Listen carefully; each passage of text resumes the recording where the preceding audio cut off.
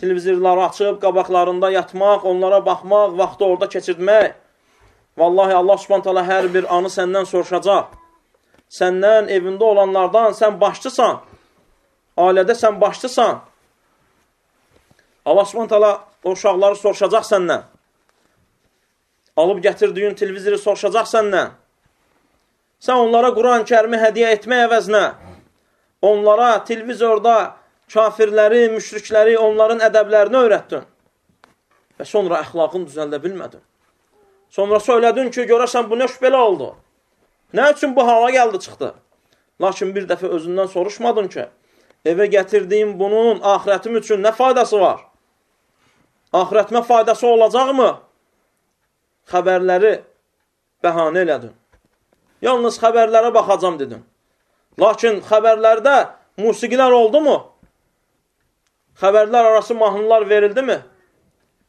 Xəbərləri çılpaq, hicabsız, Allahın əmrinə, hicab əmrinə qarşı çıxan qadınlar söylədi mi?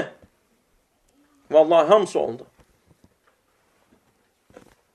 Ümumiyyətlə televizor və televizora baxılması insanın dini qeyrətini öldürür.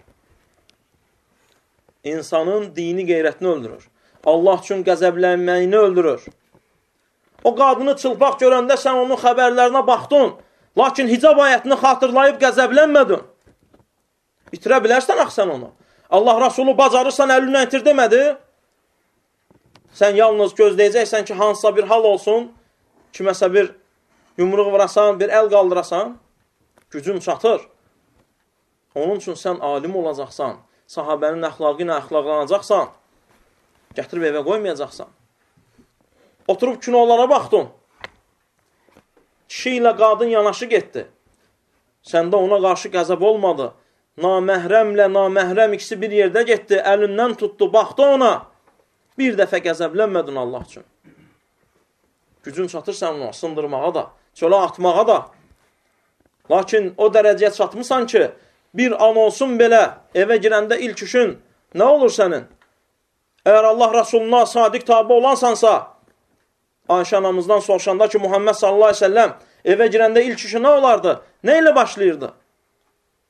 Misvaqla. Və sənin zamanına çövrək, baxaq. İlk öncə nə ilə başlayırsan? Pultla. Evə girir, yandır görüm, teleserial başladı və ən çox insanların düşdüyü bəla bu vaxtlarda Qurtlar Vadisi var. İtlər Vadisi, Çaqqallar Vadisi var. Görürsən, qardaşlar bir-biri ilə vuruşur kinoya baxmaqdan ötürü. Allahu Akbar. Və baxırsan, umumu onların baxdığına, Qurtlar Vadisinə, hətta orada o kinoların özündə Allah Subhanahu taalaya asi olunmuş ilk günah təkəbbürlük var.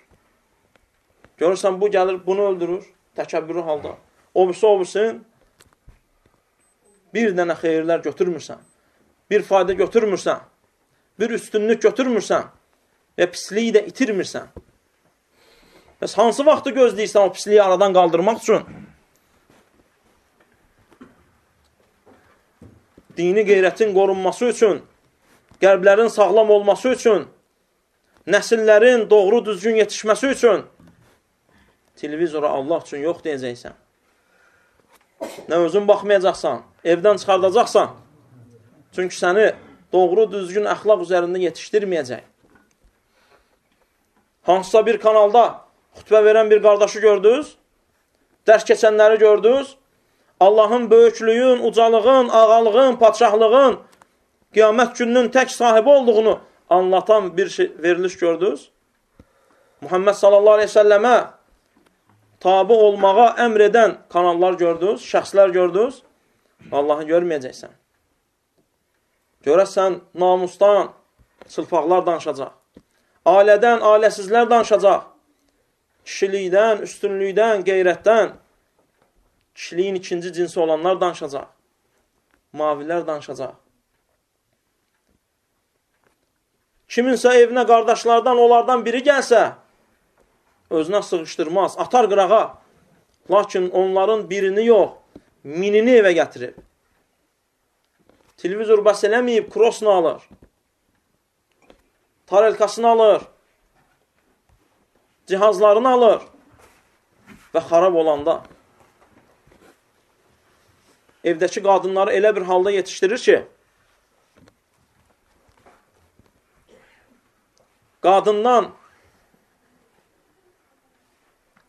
öz ərindən hədis tələb eləmir. Evə gələndə ki, mənə hədis danır.